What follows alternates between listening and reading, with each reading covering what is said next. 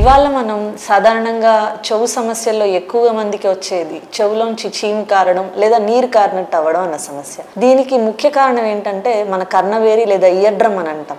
దానిలో రంధ్రం పడడం వల్ల ఏమవుతుందంటే మాటికి నీరులా కారడం కానీ చీము రావడం కానీ జరుగుతూ ఉంటుంది. అసలు ఈ ప్రాబ్లం ఎందుకు వస్తుంది అని అంటే, ఎవరికైతే ఫ్రీక్వెంట్గా జలుబు లాంటివి చేస్తూ ఉంటుందో లేదా జలుబు రాకపోయినా సరే నోస్ రిలేటెడ్ వేరే ఏ ప్రాబ్లం వచ్చినా సరే గాలాడకపోవడం కానీ ఏమైనా ఇబ్బంది ఉన్న వాళ్ళకి ఏమవుతుందంటే, మనకి చెవుకి ముక్కుకి గొంతుకి కనెక్షన్ ఉంటుంది. దాన్ని మనం యూస్టేషియన్ ట్యూబ్ అని అంటాం.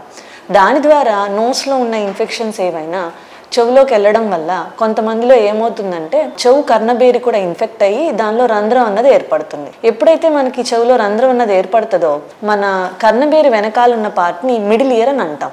దానిలో వచ్చే ఇన్ఫ్లమేషన్ లేదా ఇన్ఫెక్షన్ ఈ రెండు కారణాల వల్ల ఏమవుతుందంటే చీము లేదా నీరు లాంటిది రావడం జరుగుతుంది.